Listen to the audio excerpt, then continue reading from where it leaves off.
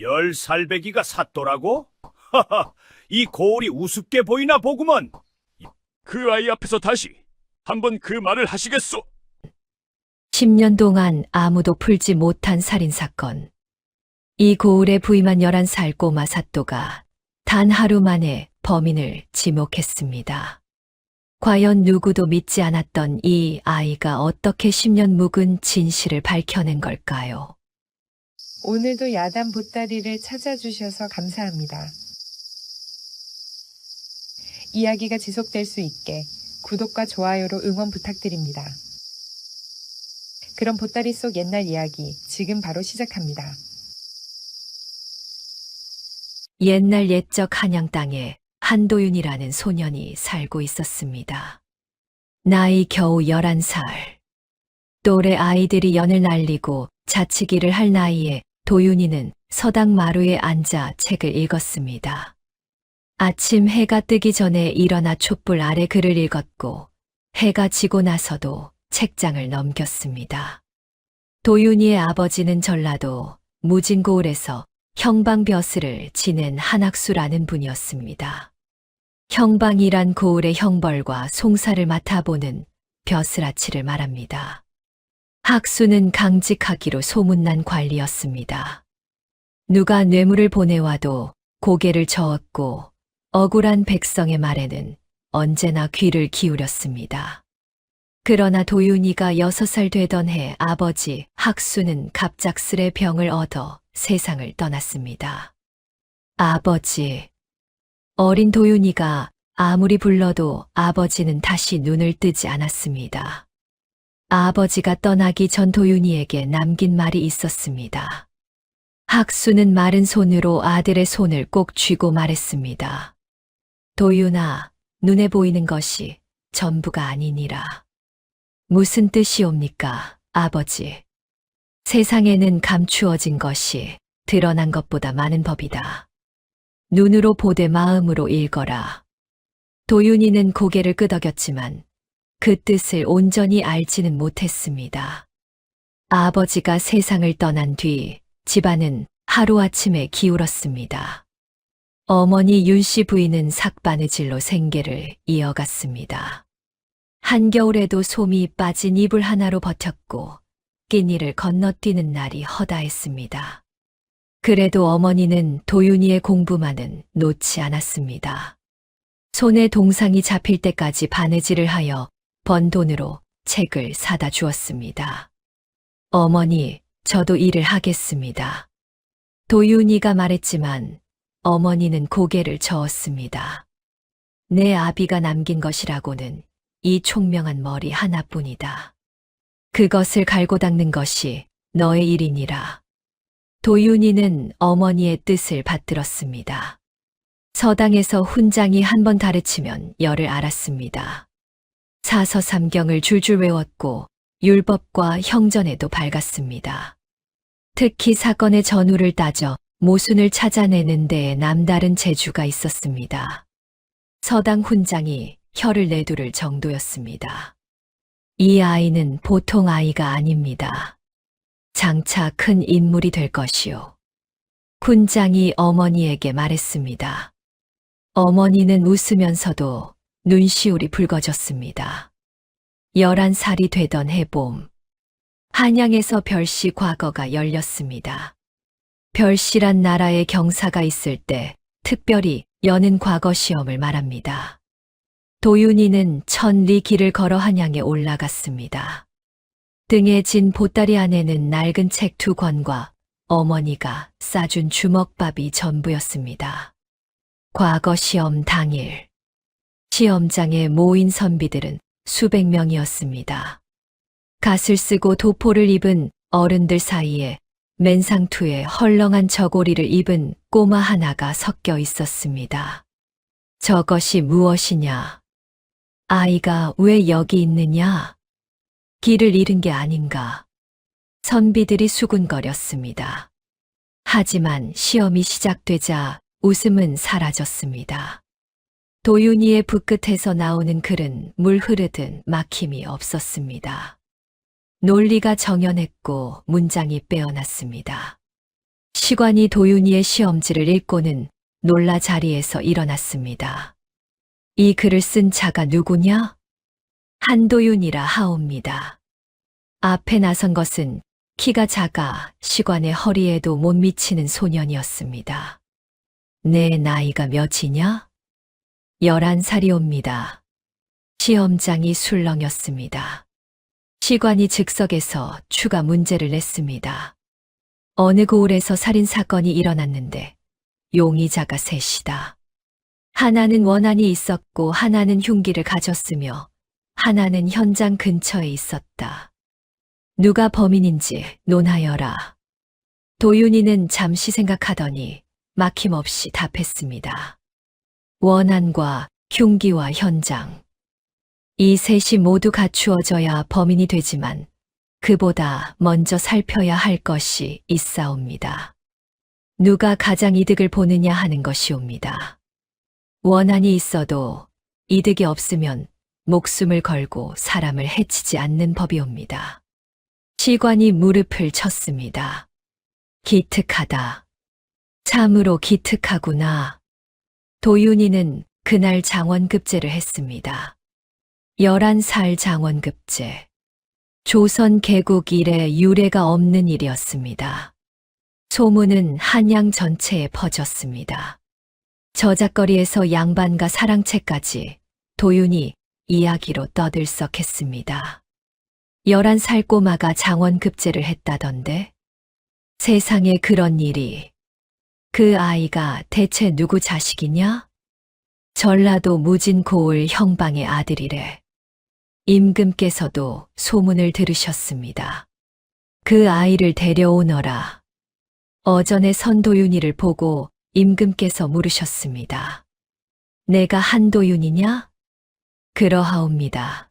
전하. 과인이 묻겠다. 사또가 되면 무엇을 가장 먼저 하겠느냐? 도윤이는 고개를 숙이고 또박또박 대답했습니다. 억울한 백성의 말에 귀를 기울이겠나이다. 소리 없는 울음을 듣겠나이다. 임금의 눈이 반짝였습니다. 좋다. 내 아비가 형방을 지낸 무진고을의 사또로 보내겠다. 도윤이는 깜짝 놀랐습니다. 11살 꼬마가 사또가 되다니. 게다가 아버지가 일하시던 바로 그 고을이라니. 하지만 임금의 명을 거역할 수는 없었습니다. 삼가 분부를 받들겠나이다. 도윤이는 깊이 절을 올렸습니다. 어머니 윤씨 부인은 아들의 소식을 듣고 기쁘면서도 걱정이 앞섰습니다. 도윤아, 무진고을은 내 아버지가 계셨던 곳이다. 알고 있습니다, 어머니. 그곳에는 내 아버지가 끝내 바로잡지 못한 것들이 있을 게다. 어머니의 눈에 그늘이 졌습니다. 조심하거라. 진흙탕에서 연꽃을 피우는 것이 쉽지 않은 법이니라. 도윤이는 어머니에게 절을 올리고 무진고을로 향했습니다. 보따리 하나 등에 지고 걷는 모습은 사또가 아니라 글방에 다니는 아이 같았습니다. 품 안에는 아버지가 남긴 낡은 수첩 한 권이 들어 있었습니다. 아버지가 형방 시절 기록해둔 것들이 빼곡히 적혀 있는 수첩이었습니다. 며칠을 걸어 무진고을에 도착했습니다. 고을 입구에 들어서자 장터가 보였습니다. 사람들이 오가고 국밥집에서 김이 모락모락 피어올랐습니다. 언뜻 보기에는 평화로운 고을이었습니다. 하지만 도윤이의 눈에는 다른 것이 보였습니다. 장터 한켠에 쭈그리고 앉은 노인의 헐벗은 모습. 곡식 가게 앞에서 쫓겨나는 아낙네의 구부린 등. 포졸이 지나갈 때마다 고개를 숙이는 백성들의 두려운 눈빛. 도윤이는 그것들을 하나하나 눈에 담았습니다. 관아에 도착하자 아전들이 마당에 도열해 있었습니다. 새로 부임하는 사또를 맞이하기 위해서였습니다. 그런데 가마에서 내린 것은 키가 작은 소년이었습니다. 사모가 머리에서 자꾸 기울어졌고 관복 소매는 2번이나 접혀 있었습니다. 아전들이 서로 눈짓을 주고받았습니다. 수군거리는 소리가 들려왔습니다. 세상에, 사또가 아이란 말이냐? 장원급제를 했다는 꼬마가 저 아이인가? 어허, 한양 조정이 우리 고을을 우습게 보는 게로구먼. 그 앞에 떡 버티고 서 있는 사내가 있었습니다. 이방 배응삼이었습니다.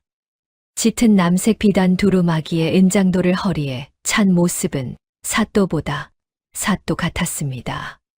가늘고 차가운 눈으로 도윤이를 위해서 아래로 훑어보았습니다. 사또 나리가 이리 어리신 줄은 몰랐습니다. 배 이방이 입꼬리 한쪽을 올리며 말했습니다. 말은 공손했으나 눈빛에는 비웃음이 가득했습니다. 11살이옵니다. 도윤이가 담담하게 답했습니다. 나이가 적더라도 임금께서 내리신 직분이니 소홀히 하지 않겠습니다. 배 이방의 눈이 가늘어졌습니다. 허허, 나리. 이 고을은 작아 보여도 다스리기가 만만치 않습니다. 아전들이 잘 보좌하겠으니 나리께서는 편히 쉬시면 됩니다. 편히 쉬라는 말. 그것은 이 고을의 일에 참견하지 말라는 뜻이었습니다. 도윤이는 대답 없이 관아 안으로 들어갔습니다. 동원에 올라 자리에 앉았습니다.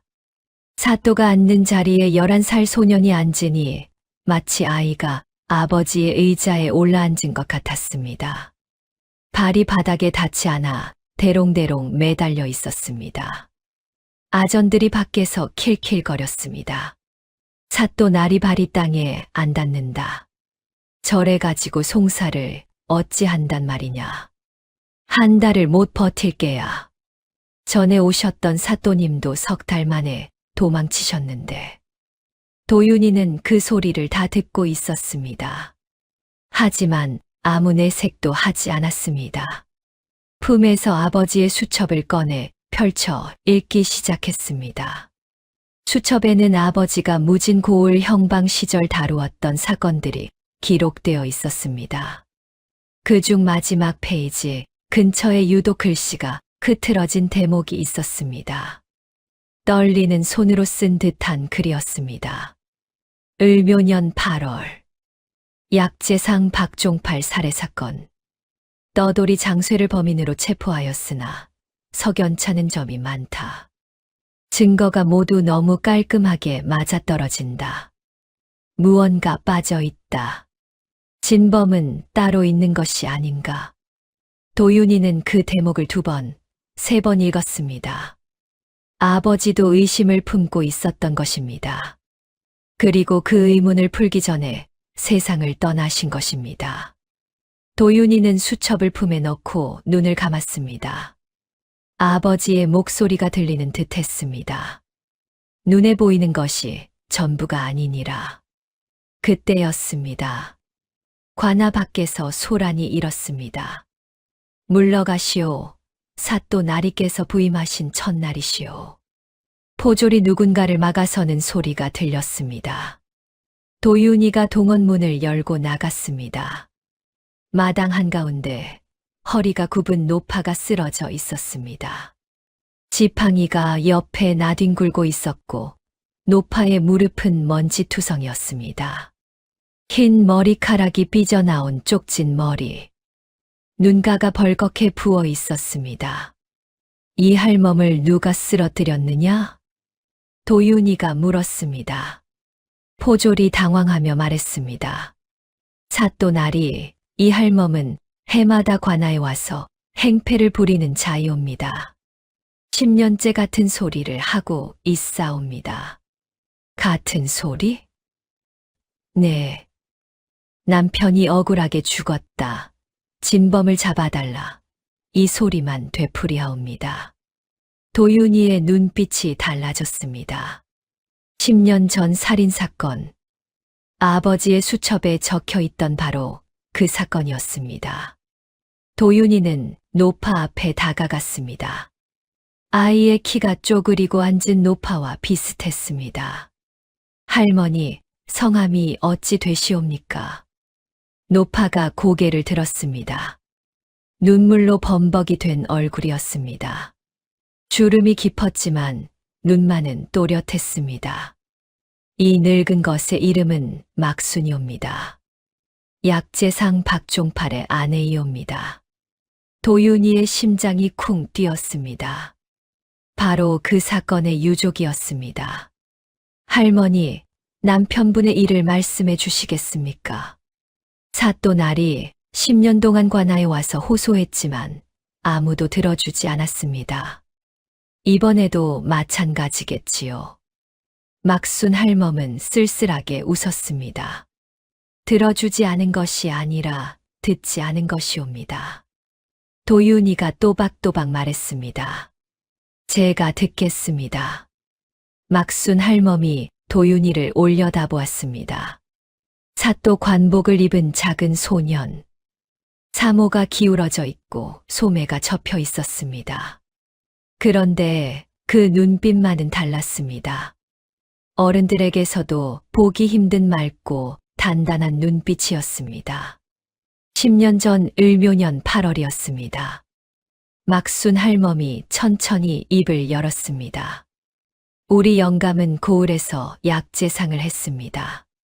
산에서 약초를 캐고 장터에서 약재를 팔았지요. 정직한 사람이었습니다.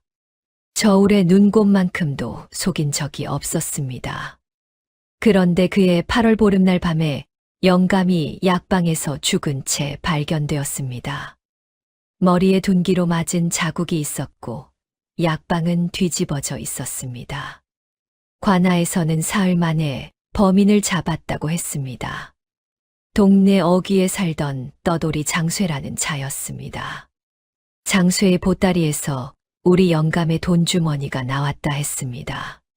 장쇠는 억울하다고 울부짖었지만 곤장 앞에서 결국 자백을 했고 한 달 뒤에 처형되었습니다. 막순 할멈의 목소리가 떨렸습니다. 하지만 날이 장쇠는 범인이 아닙니다. 그것을 어찌 아시옵니까? 도윤이가 물었습니다. 우리 영감이 죽기 이틀 전에 저에게 말했습니다. 막순 할멈이 목에 건 낡은 가죽 주머니를 만지며 말했습니다. 큰일 날 것을 알았다고. 관아의 비리를 알아버렸다고. 누군가 자기를 죽이려 할 수도 있다고. 영감은 증거를 숨겨두었다 했습니다. 하지만 어디에 숨겼는지는 말하지 못했습니다. 그 전에 죽임을 당했으니까요. 도윤이는 숨을 깊이 들이쉬었습니다. 뒤에서 배 이방의 시선이 느껴졌습니다. 돌아보니 배 이방의 얼굴이 살짝 굳어 있었습니다. 하지만 이내 느글느글한 미소를 지었습니다. 사또날이 이 할멈의 말을 너무 진지하게 듣지 마십시오. 10년 전 사건은 이미 종결된 것이옵니다. 범인도 잡혔고 처형도 되었습니다. 배 이방이 다가오며 말했습니다. 종결되었다 하나 억울함이 풀리지 않았다면 그것이 진정한 종결이겠습니까? 도윤이가 물었습니다. 배 이방의 입꼬리가 실룩거렸습니다. 나리께서는 아직 어리시니 모르시는 것이 있습니다. 이 고을에는 고을의 법도가 있습니다. 지난 사건을 다시 들추면 백성들이 불안해합니다. 도윤이는 배 이방의 눈을 똑바로 바라보았습니다. 11살 소년의 눈과 쉬녀서 사내의 눈이 마주쳤습니다. 그날 밤 도윤이는 잠을 이루지 못했습니다. 관아 사또방에 홀로 누워 천장을 바라보았습니다. 아버지의 수첩을 다시 펼쳤습니다. 증거가 모두 너무 깔끔하게 맞아떨어진다. 아버지도 같은 의심을 품었던 것입니다.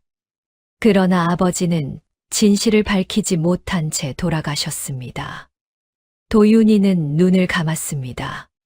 가슴이 두근거렸습니다. 이 사건을 건드리면 어떤 일이 벌어질지 알 수 없었습니다. 배 이방의 차가운 눈빛이 자꾸 떠올랐습니다. 고을 전체가 등을 돌리면 11살 꼬마에게 무슨 힘이 있겠습니까? 그런데 막순 할멈의 눈물 젖은 얼굴이 떠올랐습니다. 10년 동안 해마다 관아를 찾아왔다는 그 노파. 억울하다고 울부짖다가 처형된 떠돌이 장쇠. 그리고 아버지의 떨리는 글씨. 도윤이는 이불을 걷어차고 일어나 앉았습니다. 작은 주먹을 꽉 쥐었습니다. 이 아이의 눈에 불꽃이 일었습니다. 두려웠습니다. 하지만 두려움보다 더 큰 것이 있었습니다. 아버지가 끝내 밝히지 못한 진실. 10년 동안 풀리지 않은 억울함. 도윤이는 수첩을 품에 넣고 중얼거렸습니다. 아버지가 못다 하신 일을 제가 하겠습니다. 하지만 마음 한켠에서 다른 목소리가 들려왔습니다. 내가 할 수 있겠느냐? 겨우 11살짜리가. 아전들은 너를 비웃고 있고 이방은 너를 얕잡아 보고 있다. 내가 건드리면 더 큰 화가 닥칠 수도 있다. 도윤이는 한참을 망설였습니다. 창밖에서 부엉이 울음소리가 들려왔습니다. 바람이 관아의 처마를 흔들었습니다. 그때 복도에서 발자국 소리가 났습니다. 누군가 사또방 앞에 다가온 것이었습니다. 도윤이가 문을 열자 구부정한 사내가 서 있었습니다. 구릿빛 피부에 둥근 눈, 이마에 흉터가 있는 관노 삼돌이었습니다. 삼돌이 주위를 살피더니 낮은 목소리로 말했습니다. 사또나리, 제가 드릴 말씀이 있사옵니다. 이 밤에 무슨 일이냐? 막순 할멈의 말이 사실이옵니다. 도윤이의 눈이 커졌습니다. 삼돌이 무릎을 꿇으며 말을 이었습니다. 소인은 이 관아에서 20년을 일했습니다. 나리의 아버님 한형방께서 계실 때부터 이곳에 있었습니다. 아버지를 알고 있었단 말이냐? 한형방께서는 소인같이 천안관노에게도 사람 대접을 해주신 유일한 분이셨습니다. 삼돌의 눈가가 붉어졌습니다. 한형방께서 돌아가시기 전에 소인에게 말씀하셨습니다. 약재상 사건에 석연찮은 점이 있다고. 하지만 증거를 찾기 전에 돌아가셨습니다. 그리고 그 뒤로 이 고을은 배 이방이 모든 것을 쥐고 흔들었습니다. 전임 사또님들은 모두 배 이방의 눈치를 보다가 떠나셨습니다. 도윤이는 삼돌의 말을 하나하나 새겨들었습니다. 삼돌아, 예, 나리. 내가 이 사건을 다시 조사하면 위험해질 것이다. 알고 있사옵니다. 그래도 도와줄 수 있겠느냐? 삼돌이 바닥에 이마를 대고 절했습니다. 한형방의 아드님이시옵니다. 소인이 목숨을 걸고 모시겠습니다. 도윤이는 작은 손으로 삼돌의 어깨를 잡았습니다. 11살 아이의 손이었지만 그 힘에는 흔들림이 없었습니다. 그럼 내일 아침 이 사건을 재조사하겠다고 선포하겠다. 나리. 삼돌이 놀라 고개를 들었습니다. 그러시면 배 이방이 가만히 있지 않을 것입니다. 알고 있다. 도윤이의 눈에 차분한 결기가 서렸습니다. 하지만 이 고을에 온 이유가 있다. 아버지가 못다 하신 일이 있고 10년째 억울한 혼이 있다. 이것을 모른 척할 수 없다. 도윤이는 창밖의 어두운 하늘을 바라보았습니다. 내일 아침 해가 뜨면 시작이다. 이튿날 아침, 관아 마당에 아전들이 모였습니다. 매일 아침 사또에게 문안을 드리는 조회 시간이었습니다. 배 이방이 맨 앞에 서고 그 뒤로 호방, 예방, 공방, 병방이 줄지어 섰습니다. 포졸 10명이 양쪽에 도열했습니다. 마당 한 구석에는 삼돌이 물동이를 든 채 서 있었습니다. 동원문이 열리고 도윤이가 나왔습니다. 여전히 사모는 기울어져 있었고 관복 소매는 접혀 있었습니다. 하지만 어젯밤과는 무언가 달랐습니다. 걸음걸이에 망설임이 없었습니다. 도윤이가 사또 자리에 앉았습니다. 아전들을 한번 쭉 둘러보았습니다. 오늘부터 을묘년 8월 약재상 박종팔 살해 사건을 재조사하겠습니다. 관아가 얼어붙었습니다. 아전들의 얼굴에서 웃음기가 사라졌습니다. 배 이방에 가는 눈이 번뜩 빛났습니다. 날이 그 사건은 10년 전에 종결된 것이옵니다. 배 이방이 한 걸음 앞으로 나서며 말했습니다. 목소리는 공손했지만 어조의 날이 서 있었습니다. 종결이 아니라 묻힌 것이옵니다. 도윤이가 말했습니다. 범인으로 지목된 떠돌이 장쇠의 자백에 의문이 있습니다. 이 사건을 처음부터 다시 살펴보겠습니다. 배 이방의 입꼬리가 실룩거렸습니다. 나리께서는 부임하신 지 하루밖에 안 되셨습니다. 고을 사정도 모르시면서 10년 전 사건을 뒤집겠다 하시면 백성들이 혼란스러워하옵니다. 혼란스러운 것은 백성이 아니라 이방 그대가 아니옵니까? 도윤이의 말에 배 이방의 얼굴이 살짝 굳었습니다. 하지만 이내 느글느글한 웃음을 지었습니다. 허허, 나리께서 농담이 과하시옵니다. 농담이 아닙니다. 도윤이가 단호하게 말했습니다. 오늘부터 이 사건과 관련된 모든 기록을 가져오시오. 당시 포졸들의 보고서, 검시 기록, 증인 진술서, 처형 기록. 빠짐없이 가져오시오. 배 이방의 손이 허리춤 은장도 위에 잠깐 멈추었다가 내려갔습니다. 분부대로 하겠습니다. 목소리는 순종적이었지만 돌아서는 얼굴에는 서리빨이 서 있었습니다. 배 이방이 물러가며 옆에 곽서방에게 귓속말을 했습니다. 곽서방의 작고 날카로운 눈이 도윤이를 향해 번쩍 돌아갔습니다. 이렇게 11살 꼬마 사또의 10년 묵은 살인사건 재조사가 시작되었습니다. 돌아갈 수 없는 다리를 건넌 것이었습니다. 그날 오후 도윤이는 관아 문서 창고에 들어갔습니다. 먼지가 쌓인 선반 위에 문서 꾸러미들이 어지러이 놓여 있었습니다. 을묘년 기록을 찾았습니다. 삼돌이 옆에서 문서를 나르며 도왔습니다. 날이 이것이 당시 기록이옵니다. 삼돌이 건네준 문서 꾸러미를 도윤이가 펼쳤습니다. 검시 기록이 나왔습니다. 도윤이는 하나하나 읽어 내려갔습니다. 눈이 서늘하게 빛났습니다. 삼돌아, 예, 나리. 이 검시 기록에 따르면 박종팔은 머리 오른쪽을 둔기로 맞아 숨졌다고 되어 있다. 그러하옵니다. 그런데 범인으로 지목된 떠돌이 장쇠는 어느 손잡이였느냐? 삼돌이 기억을 더듬었습니다. 장쇠는 오른손잡이였습니다. 왼팔에 옛날 다쳤던 자국이 있어 왼손을 잘 쓰지 못했사옵니다. 도윤이가 고개를 끄덕였습니다. 오른손잡이가 정면에서 사람을 때리면 상대의 왼쪽에 상처가 나는 것이 자연스럽다. 그런데 박종팔의 상처는 오른쪽에 있다. 그 말씀은 범인이 왼손잡이라는 뜻이옵니까? 반드시 그렇다고 단정할 수는 없다. 뒤에서 때렸을 수도 있고 다른 상황이 있었을 수도 있다. 하지만 의문을 품을 만한 첫 번째 실마리다. 도윤이는 수첩에 단정한 글씨로 기록했습니다. 첫 번째 의문.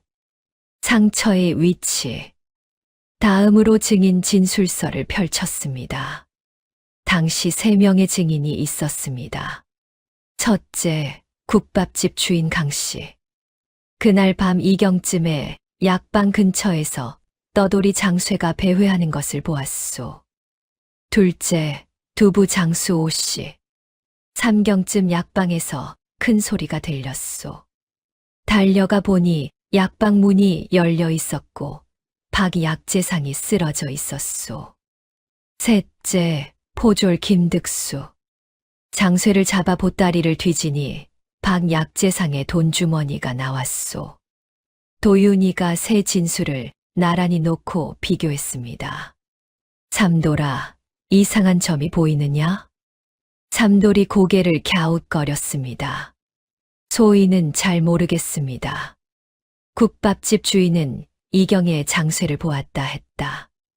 두부 장수는 삼경의 소리를 들었다 했다. 이경에서 삼경이면 2시즌이 넘는 시간이다. 그것이 어찌 이상합니까? 장쇠가 도둑질을 하러 왔다면 이경의 약방 근처를 배회하다가 2시즌이 넘도록 밖에서 기다렸다는 뜻이다.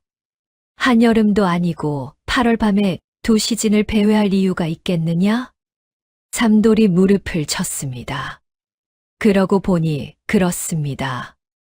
누군가 이경의 장쇠가 있는 것을 목격하게 한 뒤 삼경의 범행을 저질러 장쇠에게 누명을 씌운 것일 수 있다.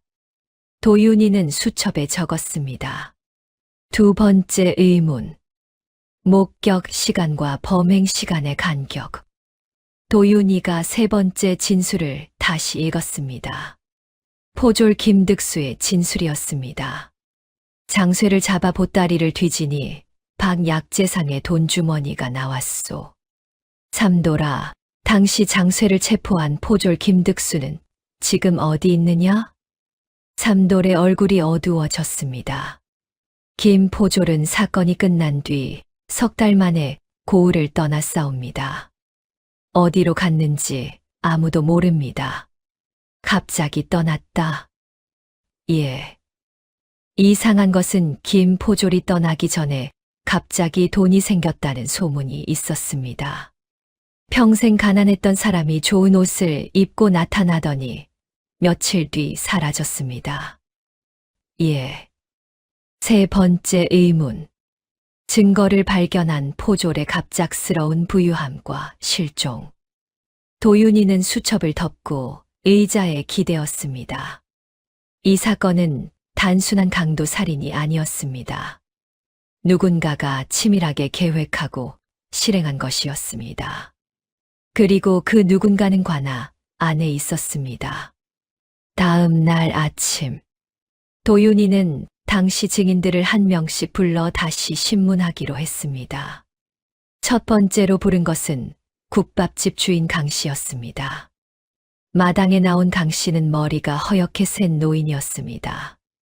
10년이라는 세월이 흘렀으니 당연한 일이었습니다. 강 씨, 10년 전 약재상 박종팔이 죽던 날 밤을 기억하시오? 기억하지요.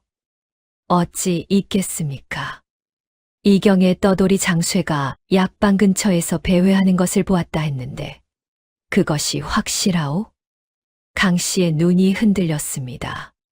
확실하고 말고요. 그날 밤 이경의 밖에 나간 이유가 무엇이오? 그것은 그날 국밥솥을 잘못 놓아서 다시 정리하러 나갔지요. 국밥솥은 가게 안에 있을 터인데 밖에서 어찌 장쇠를 보았소? 강 씨의 말이 잠깐 막혔습니다. 그것은 물을 기르러 우물에 갔다가 보았지요. 아까는 솥을 정리하러 나갔다 했고 이제는 물을 기르러 갔다 하시오. 어느 쪽이 맞소? 강 씨의 이마에 땀이 맺혔습니다. 아전들이 웅성거렸습니다. 배 이방의 얼굴에 그림자가 스쳤습니다. 날이 10년 전 일이라 기억이 헷갈리는 것이옵니다. 배 이방이 끼어들었습니다. 이방은 물러나 계시오. 신문 중이옵니다. 도윤이가 단호하게 말했습니다. 배 이방에 가는 눈에 차가운 빛이 스쳤습니다. 하지만 사또의 신문을 막을 수는 없었습니다. 이를 악물고 뒤로 물러섰습니다. 강 씨가 더듬더듬 말했습니다. 사실은 그날 밤에 누군가 저를 깨웠습니다. 누가 깨웠소? 잘 모르겠습니다. 어두워서 얼굴을 못 보았습니다. 다만 밖에 수상한 자가 있으니 보라고 해서 나갔더니 장쇠가 약방 근처에 서 있었습니다. 도윤이의 눈빛이 날카로워졌습니다. 누군가 의도적으로 당신을 깨워 장쇠를 목격하게 했다는 뜻이오? 강 씨가 고개를 푹 숙였습니다. 이제 와서 생각해보니 그런 것 같습니다.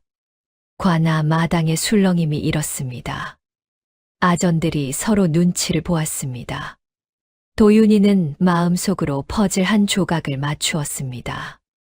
누군가가 강 씨를 이용해 장쇠의 알리바이를 만들어 놓은 것이었습니다. 아니, 알리바이가 아니라 현장에 있었다는 목격 증거를 조작한 것이었습니다. 두 번째로 부른 것은 두부 장수 오 씨였습니다. 오 씨는 통통한 최고의 아낙네였습니다. 오 씨, 그날 삼경에 약방에서 큰 소리를 들었다 하였소. 예, 쾅 하는 소리가 났습니다. 한 번이었소, 여러 번이었소. 한 번이었습니다. 아주 큰 소리가 한 번. 그 뒤 바로 약방으로 달려갔소. 예. 문이 열려 있길래 들어갔더니 박 약재상이 피를 흘리며 쓰러져 있었습니다. 약방 안에서 다른 사람의 기척은 없었소. 오 씨가 잠깐 생각했습니다. 사람은 못 보았습니다. 하지만 뒷문이 열려 있었습니다. 뒷문. 예. 약방 뒷문으로 바람이 들어오고 있었습니다. 도윤이가 기록을 뒤적였습니다. 당시 보고서에는 뒷문에 대한 언급이 없소. 왜 말하지 않았소? 포졸이 물어보지 않았습니다. 앞문으로 들어왔냐, 뒷문으로 들어왔냐만 물었지, 뒷문이 열려 있었느냐는 묻지 않았습니다. 도윤이는 수첩에 적었습니다. 네 번째 의문. 열려있던 뒷문. 진범의 도주 경로. 삼돌이 옆에서 작은 목소리로 말했습니다. 날이 약방 뒷문은 골목으로 이어지고 그 골목은 관아 뒤편으로 통합니다. 관아 뒤편. 예. 아전들이 드나드는 뒷길이옵니다. 도윤이의 머릿속에서 그림이 그려지기 시작했습니다. 신문이 끝나고 도윤이는 약재상이 살해된 현장을 직접 찾아갔습니다. 삼돌이 안내를 맡았습니다. 장터 골목 안쪽에 문이 닫힌 가게가 하나 있었습니다. 10년 동안 아무도 들어가지 않은 빈 가게.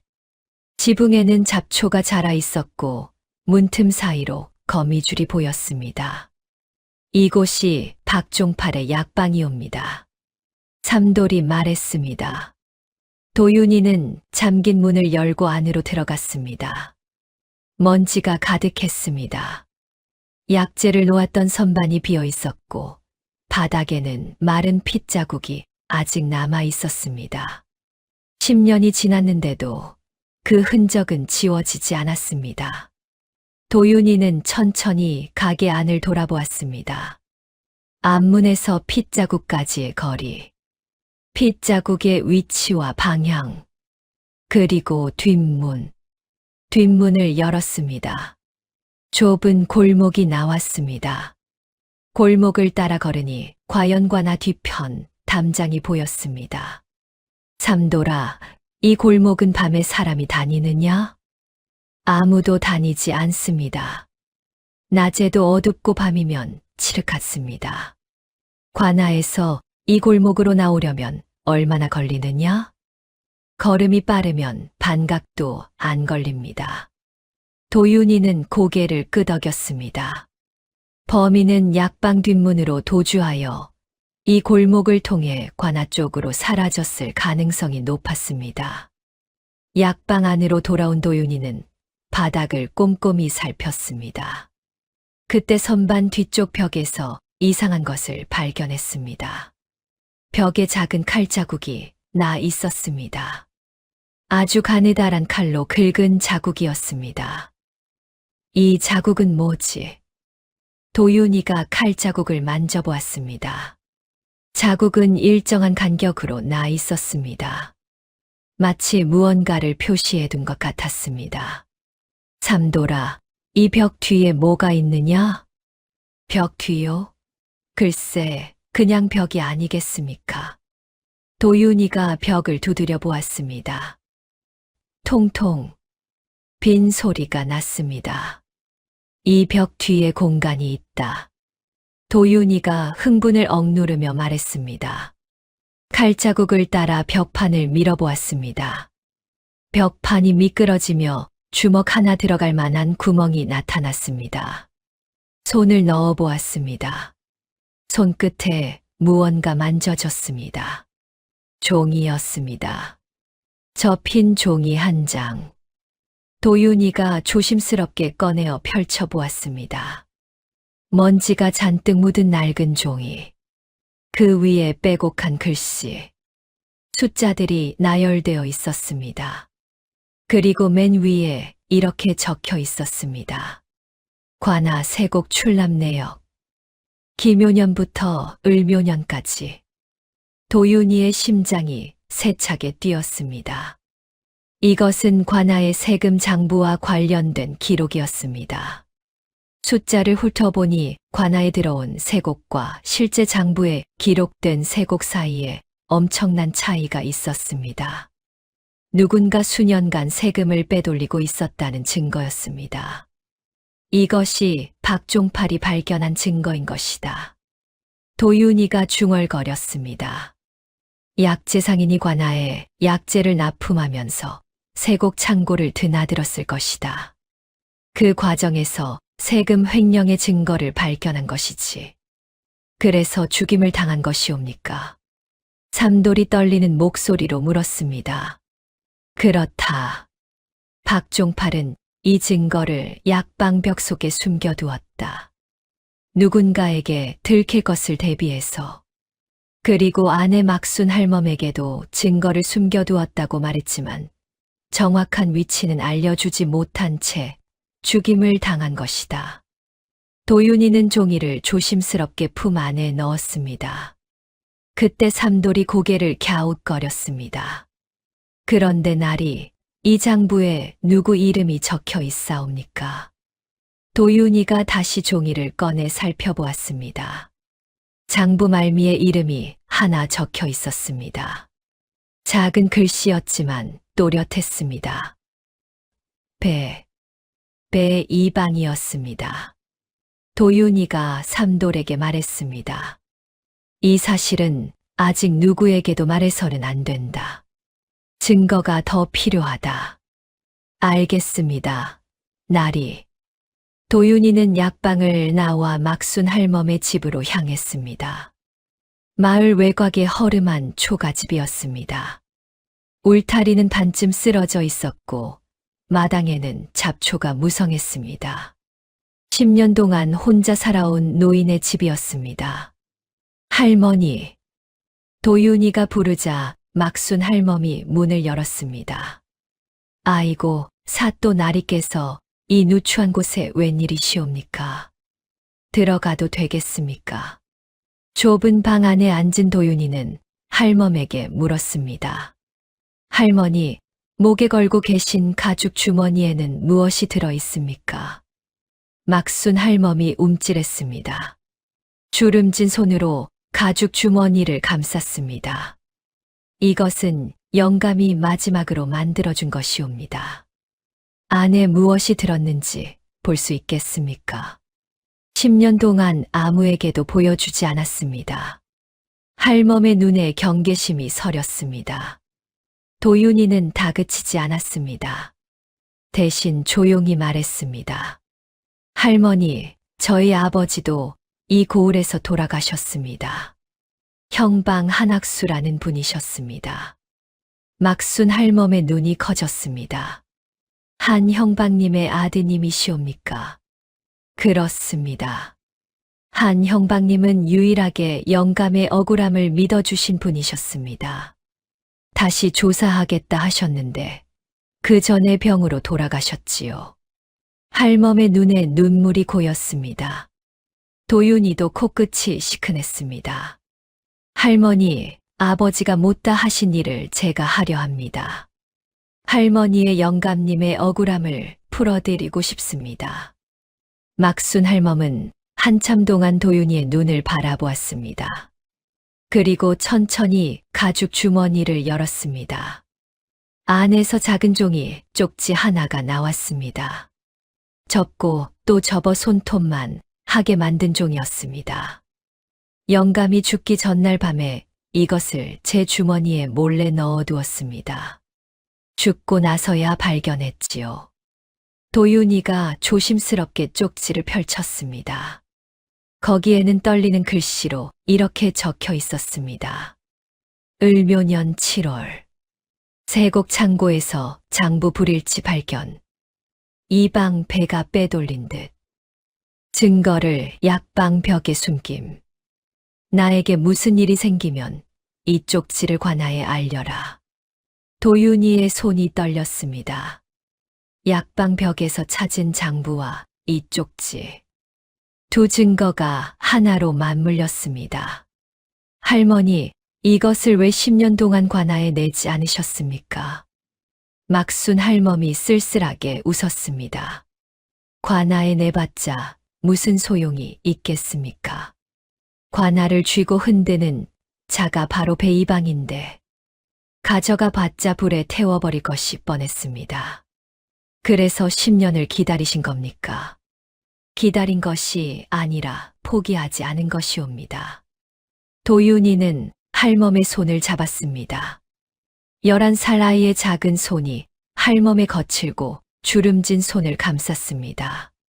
할머니, 이제 곧 끝날 것입니다.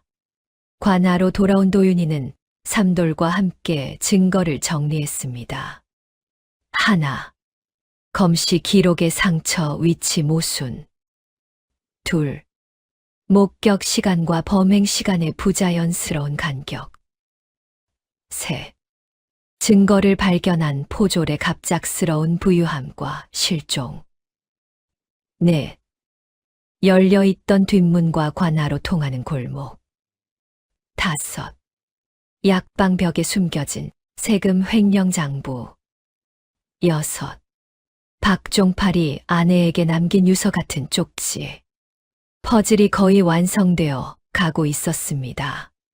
하지만 한 가지가 빠져 있었습니다. 범행을 직접 실행한 자가 누구인지.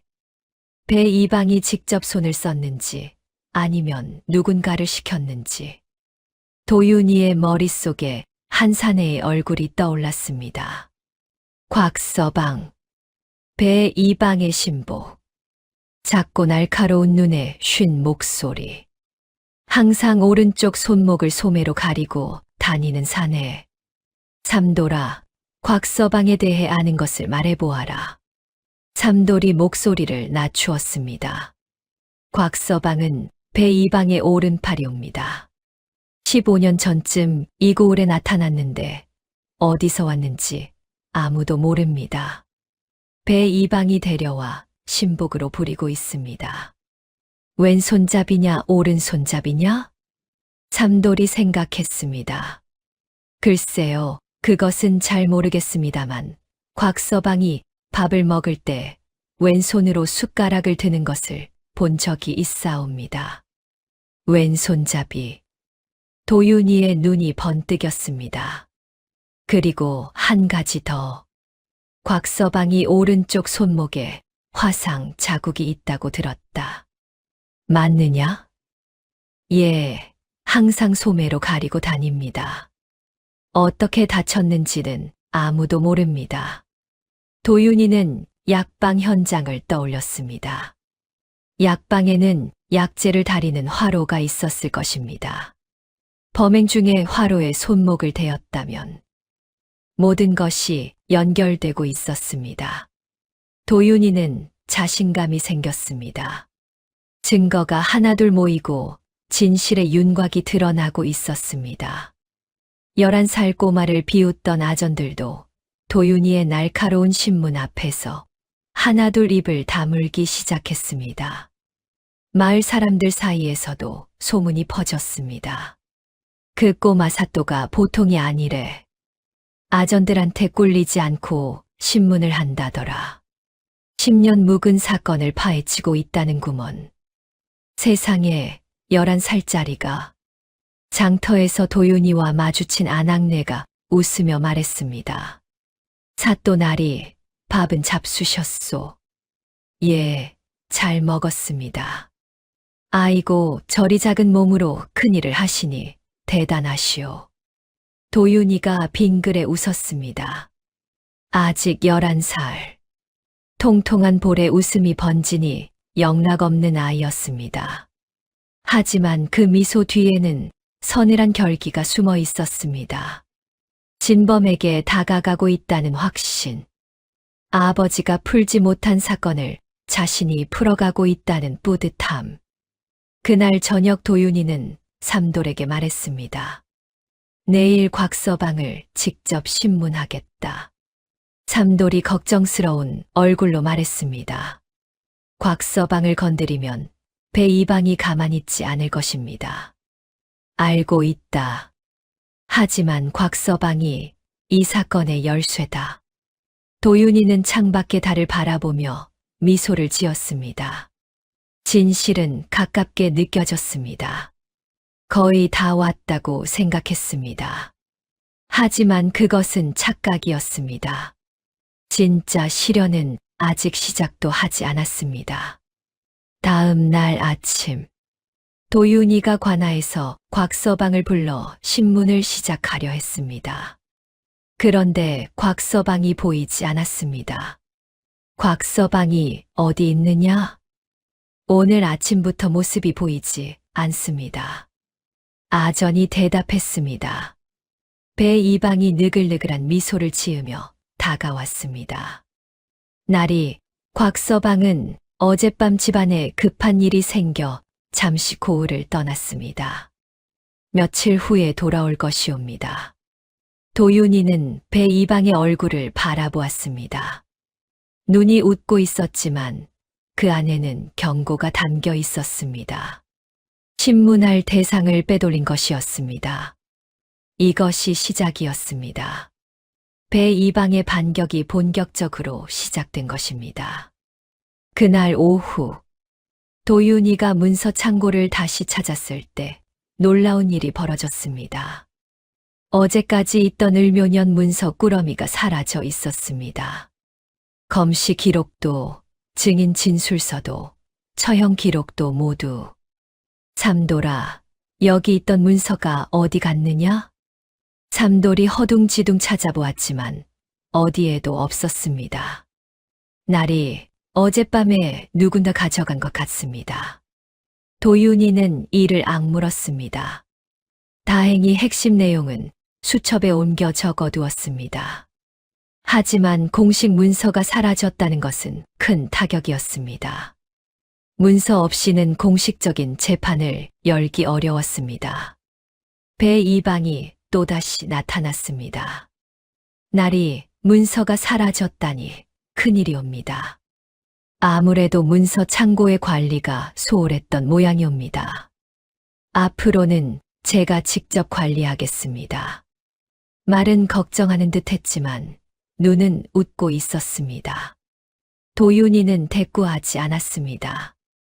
배 이방이 물러가자 삼돌에게 작은 목소리로 말했습니다. 증거 인멸이다. 우리가 사건을 파고 있다는 것을 알고 선수를 친 것이다. 어찌하시겠습니까, 나리? 약방벽에서 찾은 장부와 막순 할멈의 쪽지가 있다. 그것만은 절대 빼앗겨서는 안 된다. 도윤이는 두 증거를 품속 깊이 넣고 잠잘 때도 품에서 놓지 않았습니다. 그런데 배 이방의 공격은 여기서 그치지 않았습니다. 그날 저녁 도윤이는 아전들을 불러 모아 사건 관련 회의를 하려 했습니다. 그런데 아전들이 하나같이 눈을 피했습니다. 호방이 기침을 하며 말했습니다. 사또 나리, 오늘은 몸이 좋지 않아 일찍 물러가겠나이다. 예방도 공방도 비슷한 핑계를 대며 하나둘 빠졌습니다. 회의 자리에 남은 것은 도윤이와 삼돌뿐이었습니다. 배 이방이 아전들에게 손을 쓴 것이다. 도윤이가 담담하게 말했습니다. 협박이든 회유든 아전들을 모두 자기 편으로 만든 것이지. 삼돌이 주먹을 꽉 쥐었습니다. 비겁한 자들이 옵니다.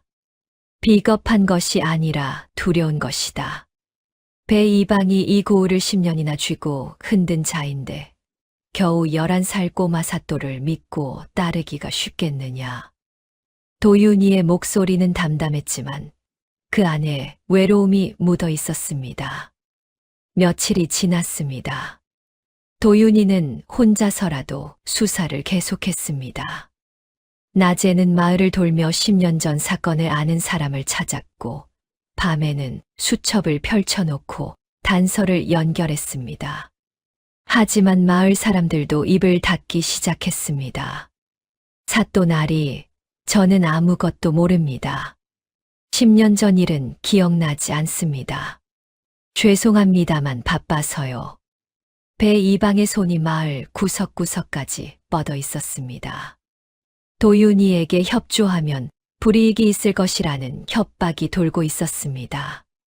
그러던 어느 날 밤, 도윤이가 관아에서 수첩을 보고 있는데 삼돌이 급히 달려왔습니다.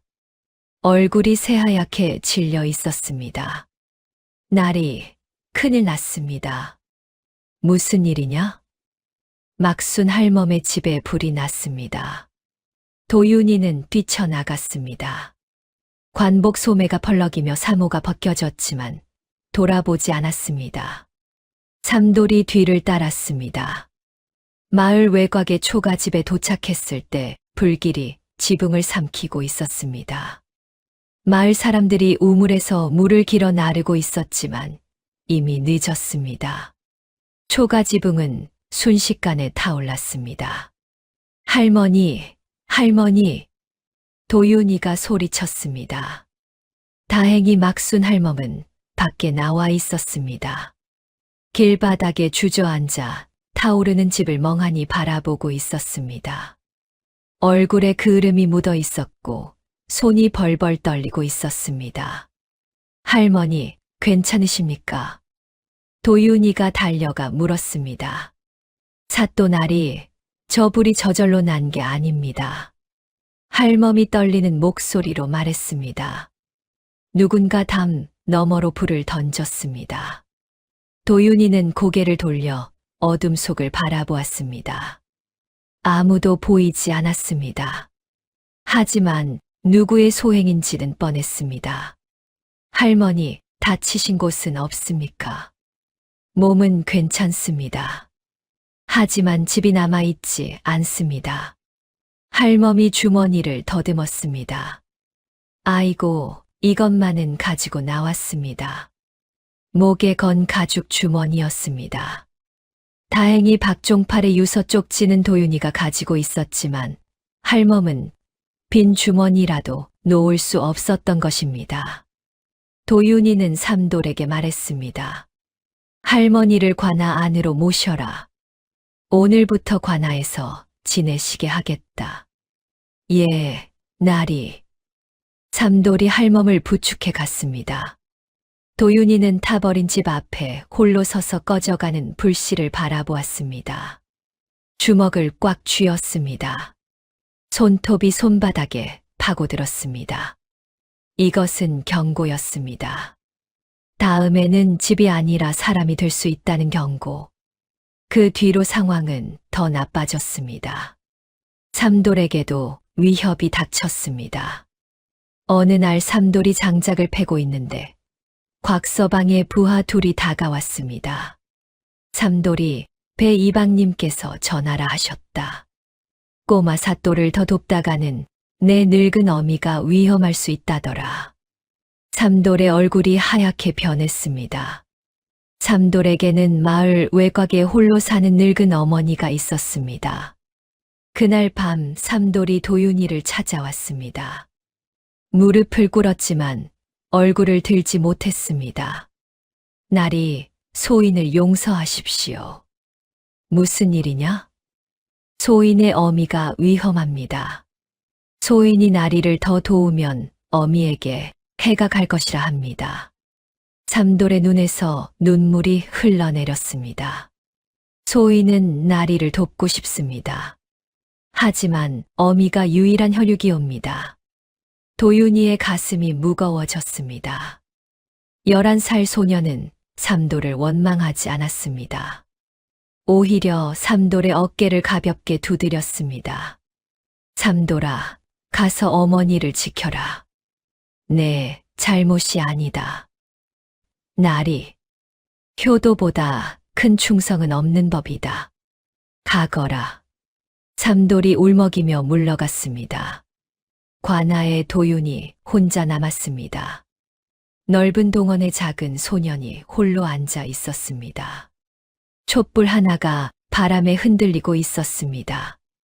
그 모습을 어둠 속에서 지켜보는 눈이 있었습니다. 배 이방이었습니다. 비뚤어진 미소가 입가에 걸렸습니다. 꼬마야, 아직도 버티겠다는 게냐? 다음 날, 배 이방의 마지막 수가 터졌습니다. 관찰사에게 올린 상소가 도착한 것이었습니다. 관찰사의 공문이 관아에 내려왔습니다. 무진 고을 사또 한도윤이 부임 1의 고을을 어지럽히고 종결된 사건을 뒤집어 민심을 흉흉하게 했다는 고발이 접수되었다. 열흘 안에 해명하지 못하면 파직하겠다.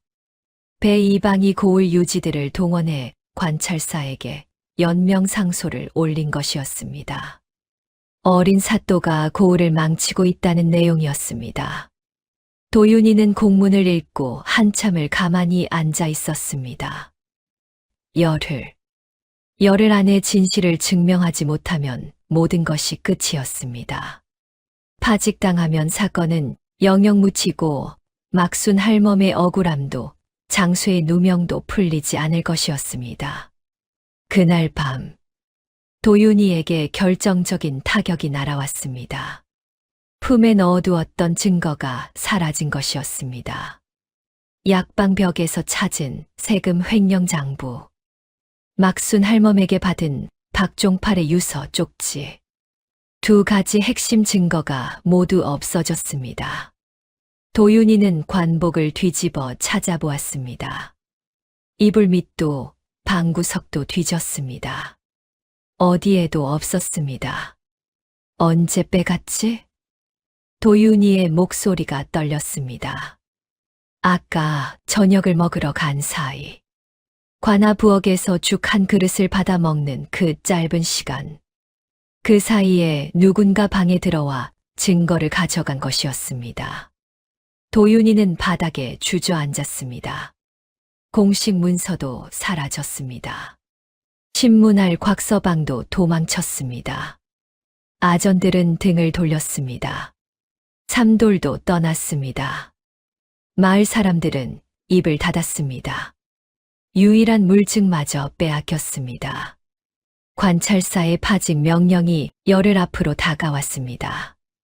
모든 것을 잃었습니다. 도윤이는 빈 방에 홀로 앉아 있었습니다. 촛불이 꺼져가고 있었습니다. 어둠이 방 안을 채웠습니다. 11살. 겨우 11살짜리 아이였습니다. 아무리 똑똑해도 아무리 단단해도 아이는 아이였습니다. 도윤이의 눈에서 눈물이 흘러내렸습니다. 소리 없이 뺨을 타고 턱 끝으로 떨어졌습니다. 하나, 둘, 셋. 참았던 눈물이 멈추지 않았습니다. 아버지. 어둠 속에서 작은 목소리가 흘러나왔습니다. 아버지, 저는 안 되는 것 같습니다. 저는 겨우 11살이옵니다. 어른들도 못한 것을 제가 어찌 하겠습니까? 도윤이는 무릎을 끌어안고 고개를 묻었습니다. 아이의 어깨가 들썩였습니다. 한참을 울었습니다. 얼마나 지났을까? 눈물이 마르자 마음이 텅 빈 것 같았습니다. 그때 문득 품속에서 무언가가 만져졌습니다.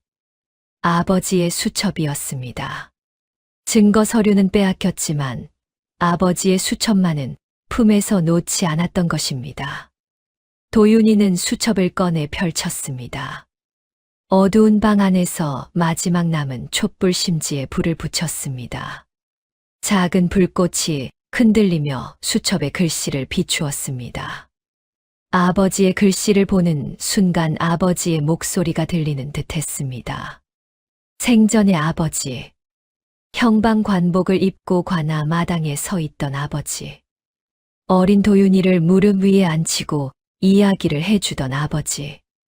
도윤아, 눈에 보이는 것이 전부가 아니니라. 그 말이 머릿속에서 울려 퍼졌습니다. 눈에 보이는 것이 전부가 아니다. 도윤이는 눈물을 닦고 다시 생각했습니다. 눈에 보이는 것이 전부가 아니라면, 잃어버린 것이 전부가 아니라면, 증거 서류는 빼앗겼습니다. 하지만 증거가 종이 위에만 있는 것일까? 도윤이는 수첩에 적어둔 내용을 다시 읽었습니다. 자신이 관찰하고 신문하고 발견한 모든 것이 이 수첩에 있었습니다. 상처의 위치, 시간의 모순, 포졸의 실종, 열린 뒷문, 장부의 내용, 쪽지의 문구, 모두 도윤이의 머릿속에 새겨져 있었습니다. 종이를 태울 수는 있어도 진실을 태울 수는 없습니다. 도윤이의 눈에서 눈물이 거쳤습니다. 대신 날카로운 빛이 돌아왔습니다. 빼앗긴 것은 종이다. 진실은 빼앗기지 않았다. 도윤이는 일어나 앉았습니다. 수첩을 다시 처음부터 읽었습니다. 그리고 깨달았습니다. 증거가 하나 더 있었습니다. 종이 위에 증거가 아닌 살아있는 증거. 곽서방. 도주한 곽서방이 살아있는 증거 그 자체였습니다. 왼손잡이라는 사실. 오른쪽 손목에 화상 자국. 그리고 사건 날 밤의 행적. 도윤이는 수첩을 덮고 창밖을 바라보았습니다.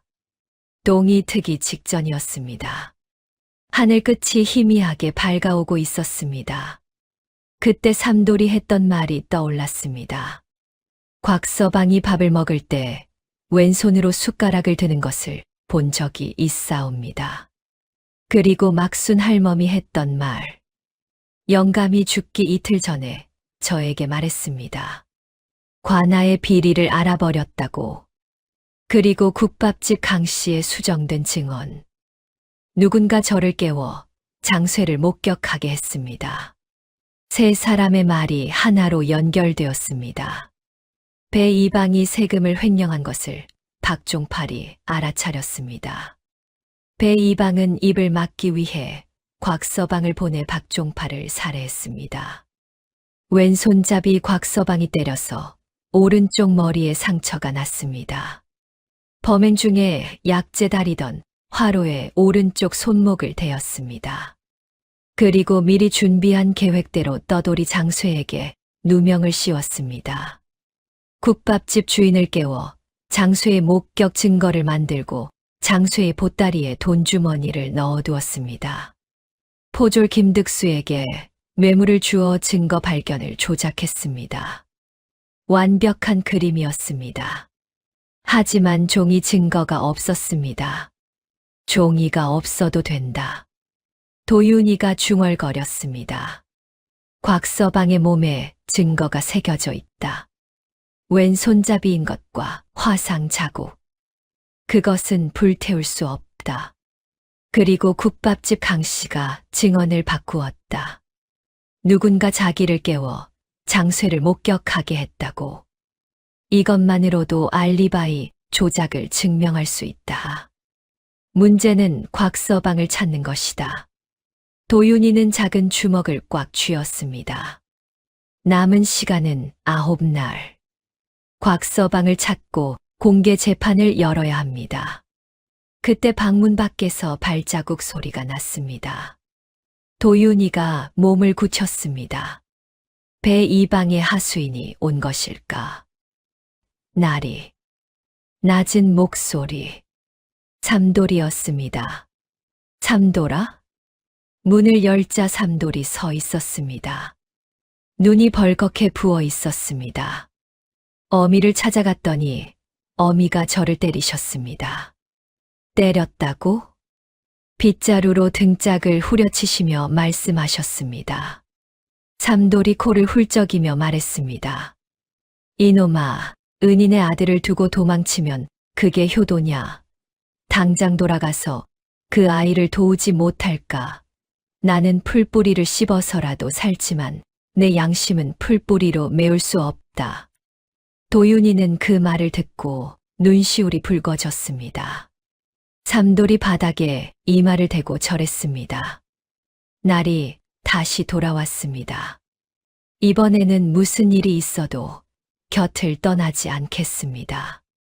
도윤이가 삼돌의 손을 잡았습니다. 고맙다, 삼돌아. 이 못난 놈을 용서하여 주십시오. 용서할 것이 없다.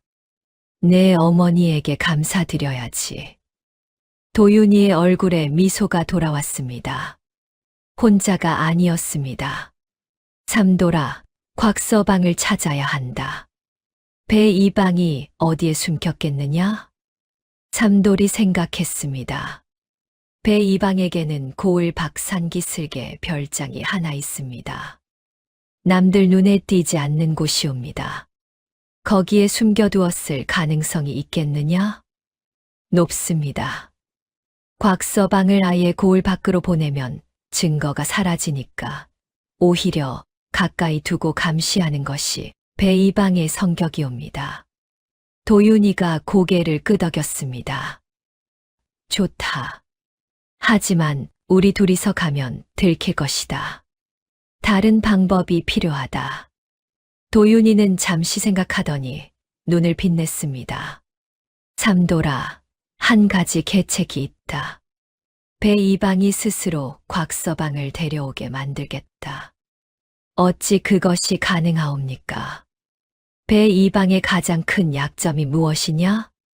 탐욕이옵니까? 아니다. 체면이다. 도윤이가 미소를 지었습니다. 관찰사의 파직 명령이 왔다고 했지. 열흘 안에 해명하라고. 그렇다면 공개 재판을 열겠다고 선포하면 어찌 되겠느냐?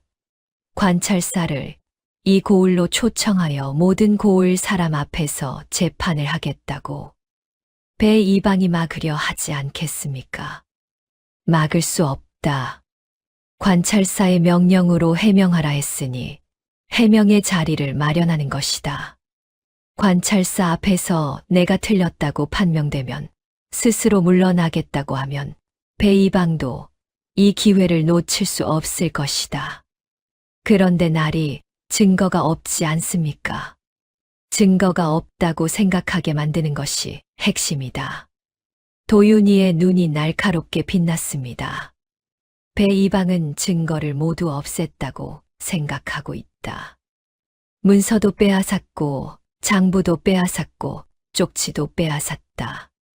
내가 증거 없이 공개 재판에 나서면 자멸할 것이라 확신할 게다. 그러면 나리를 망신시킬 좋은 기회라 여기고 오히려 재판을 환영하겠군요. 그렇다. 그리고 재판 자리의 증인으로 곽서방이 필요하다. 곽서방을 증인석에 세워 장쇠가 범인이 맞다고 증언하게 하면 사건이 완전히 종결되니까. 배 이방이 직접 곽서방을 데려올 것이다. 곽서방을 증인석에 세우게 만들고 거기서 진실을 밝히시겠다는 것이옵니까? 그렇다. 삼돌이 무릎을 쳤습니다. 날이 과연 천재이십니다. 아직 이른다. 모든 것은 재판장에서 결정될 것이다. 도윤이는 당장 관찰사에게 서신을 보냈습니다. 소인 한도윤은 관찰사 대감께 아뢰옵니다. 무진고을에서 열흘 뒤에 공개 재판을 열겠습니다. 10년 전 약재상 박종팔 살해 사건의 진실을 밝히겠습니다. 만약 소인의 주장이 틀리다면 스스로 사또 자리에서 물러나겠습니다. 대감께서 직접 임하시어 공정한 판결을 내려주시기를 청하옵니다. 서신을 보낸 뒤 도윤이는 관아 마당에 나가 아전들과 마을 사람들 앞에서 선포했습니다. 열흘 뒤에 이 관아 마당에서 공개 재판을 열겠습니다. 관찰사 대감께서 직접 오십니다. 10년 전 약재상 사건의 진실이 밝혀질 것입니다. 배 이방에 가는 눈이 번뜩였습니다. 입꼬리가 올라갔습니다. 도윤이가 스스로 무덤을 파고 있다고 생각한 것이었습니다. 날이 좋은 생각이십니다. 배 이방이 공손하게 말했습니다. 그 목소리에는 감추지 못한 기쁨이 묻어 있었습니다. 돌아서는 배 이방이 곽서방의 부하에게 귓속 말했습니다. 곽서방을 데려와라. 증인으로 세울 것이다. 그 꼬마가 증거도 없이 재판을 열겠다니 제 발로 함정에 걸어 들어가는 꼴이구나. 도윤이의 계책이 적중한 것이었습니다. 열흘째 되는 날이 밝았습니다. 하늘은 맑았고 가을 바람이 관아 마당을 쓸었습니다. 마당에는 사람들이 가득 모여 있었습니다. 마을 사람들은 물론이고 인근 고을에서까지 소문을 듣고 찾아왔습니다. 11살 꼬마 사또가 10년 묵은 살인사건의 진실을 밝히겠다는 소식은 온 고을을 들끓게 했습니다. 관아 마당 정면에 관찰사의 자리가 마련되었습니다. 좌우로 아전들이 늘어서고 포졸들이 질서를 잡았습니다. 마당 가운데에는 피고와 증인이 설 자리가 만들어져 있었습니다. 관찰사 이 대감이 도착했습니다. 수염이 풍성하고 눈매가 날카로운 중년 양반이었습니다. 자리에 앉은 관찰사가 주위를 둘러보았습니다. 사또가 어디 있느냐? 동원문이 열리고 도윤이가 나왔습니다. 몸에 맞지 않는 관복에 기울어진 사모. 관찰사의 눈썹이 꿈틀거렸습니다. 저 아이가 사또라니. 배 이방이 관찰사 옆에 서서 입꼬리를 올리고 있었습니다. 그 뒤에 곽서방이 서 있었습니다. 작고 날카로운 눈으로 두리번거리고 있었습니다. 오른쪽 손목은 여전히 소매로 가려져 있었습니다. 도윤이가 관찰사 앞에 나아가 절을 올렸습니다. 소인 한도윤이 인사드리옵니다. 내가 11살에 장원급제한 한도윤이냐? 그러하옵니다. 공개 재판을 열겠다 하였지. 증거가 있느냐? 진실이 있사옵니다. 관찰사가 코웃음을 쳤습니다. 진실, 증거 없는 진실은 허풍에 불과하다. 시작하여라. 도윤이는 관찰사 앞에서 몸을 돌려 마당의 모든 사람을 바라보았습니다. 수백 쌍의 눈이 작은 소년을 향해 있었습니다. 도윤이는 깊이 숨을 들이쉬고 말을 시작했습니다. 10년 전 을묘년 8월 보름날 밤, 약재상 박종팔이 자신의 약방에서 살해되었습니다. 머리 오른쪽을 둔기로 맞아 그 자리에서 숨졌습니다. 관아에서는 사흘 만에 떠돌이 장쇠를 범인으로 잡아 처형했습니다. 도윤이의 목소리는 작지만 또렷했습니다. 마당 구석구석까지 울려 퍼졌습니다. 하지만 장쇠는 범인이 아닙니다. 마당이 웅성거렸습니다. 첫째, 상처의 위치가 맞지 않습니다. 박종팔의 상처는 머리 오른쪽에 있었습니다. 정면에서 오른손으로 때렸다면 상대의 왼쪽에 상처가 나는 것이 자연스럽습니다.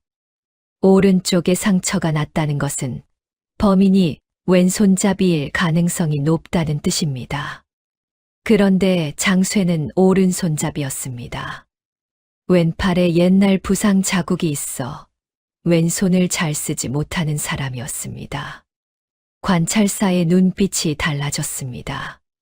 배 이방의 미소가 살짝 굳었습니다. 둘째, 목격 시간과 범행 시간 사이에 부자연스러운 간격이 있습니다. 국밥집 주인 강 씨는 이경의 장쇠를 보았다 했고 범행이 발생한 것은 삼경이었습니다. 2시즌이 넘는 간격입니다. 왜 장쇠가 2시즌이나 약방 주위를 배회했겠습니까? 도윤이가 국밥집 주인 강 씨를 불렀습니다. 강 씨, 이 자리에서 사실대로 말해주시오. 강 씨가 떨리는 다리로 앞에 나섰습니다. 관찰사와 수백 명의 시선이 자신에게 쏠리자 다리가 후들거렸습니다. 강 씨, 그날 밤에 무슨 일이 있었소? 강 씨가 침을 삼키고 말했습니다. 사실은 그날 밤에 누군가 저를 깨웠습니다. 밖에 수상한 자가 있으니 보라고 해서 나갔더니 장쇠가 약방 근처에 서 있었습니다. 누가 깨웠는지 아시오? 어두워서 얼굴은 못 보았습니다. 하지만 쉰 목소리였습니다. 도윤이는 곽서방을 향해 시선을 돌렸습니다. 곽서방이 움찔했습니다. 그대의 목소리는 늘 쉬어 있소. 강 씨가 들었던 쉰 목소리가 혹시 그대의 것은 아니오? 곽서방의 얼굴이 하얗게 질렸습니다. 무슨 말씀이십니까? 소인은 모르는 일이옵니다. 배 이방이 끼어들었습니다. 날이 쉰 목소리를 가진 자가 어디 한둘이겠습니까? 억지를 부리시는 것이옵니다. 도윤이는 배 이방을 보지 않고 말을 이었습니다. 셋째, 증거를 발견한 포졸 김득수가 사건 직후 갑자기 부유해졌다가 고을을 떠났습니다. 평생 가난하던 포졸이 갑자기 좋은 옷을 입고 나타나더니 사라졌습니다. 누군가에게 뇌물을 받고 증거를 조작한 것이 아니고서야 설명이 되지 않습니다. 마당의 웅성거림이 커졌습니다. 세상에 그런 일이 있었어. 증거가 조작되었다고? 배 이방의 이마에 땀방울이 맺히기 시작했습니다. 하지만 여전히 미소를 유지하려 애썼습니다. 넷째, 도윤이의 목소리가 한층 가라앉았습니다. 사건 당일 약방의 뒷문이 열려 있었습니다. 이 사실은 당시 보고서에 기록되지 않았습니다. 약방 뒷문은 좁은 골목으로 이어지고 그 골목은 관아 뒤편으로 통합니다. 진범은 앞문이 아닌 뒷문으로 도주하여 관아 쪽으로 사라진 것입니다. 관아 뒷길을 아무 의심 없이 드나들 수 있는 자. 그것은 관아 사람이라는 뜻입니다.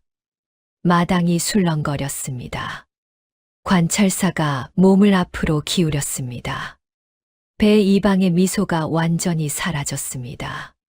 그런데 여기서 가장 중요한 질문이 있습니다. 도윤이가 말했습니다. 왜 박종팔을 죽여야 했는가? 도윤이는 마당을 천천히 걸으며 말했습니다. 박종팔은 단순한 약재상이 아니었습니다. 관아의 약재를 납품하면서 세곡 창고를 드나들 기회가 있었습니다. 그 과정에서 관아의 세금이 빼돌려지고 있다는 것을 발견했습니다. 배 이방의 얼굴이 돌처럼 굳었습니다. 박종팔은 수년간의 세금 횡령 내역을 장부로 기록하여 약방 벽 속에 숨겨두었습니다. 그리고 아내에게도 증거를 남겼습니다. 증거가 어디 있느냐? 배 이방이 참다 못해 소리쳤습니다. 그러고는 얼른 목소리를 낮추었습니다. 그 장부라는 것을 보여주시오. 증거 없이 이런 말을 하시면 무고가 되옵니다. 도윤이는 배 이방을 똑바로 바라보았습니다. 이방, 내가 장부를 가지고 있었다는 것을 어찌 아시오? 배 이방의 얼굴이 일그러졌습니다. 함정이었습니다. 도윤이는 장부를 가지고 있다고 말한 적이 없었습니다. 약방 벽에 숨겨두었다고만 했습니다. 장부를 빼앗은 자만이 도윤이가 장부를 가지고 있었다는 것을 알 수 있었습니다. 관찰사가 날카롭게 물었습니다. 이방, 지금 무슨 말을 한 것이냐? 장부를 본 적이 있느냐? 배 이방이 더듬거렸습니다. 아닙니다. 소인은 그저 추측을 한 것이옵니다.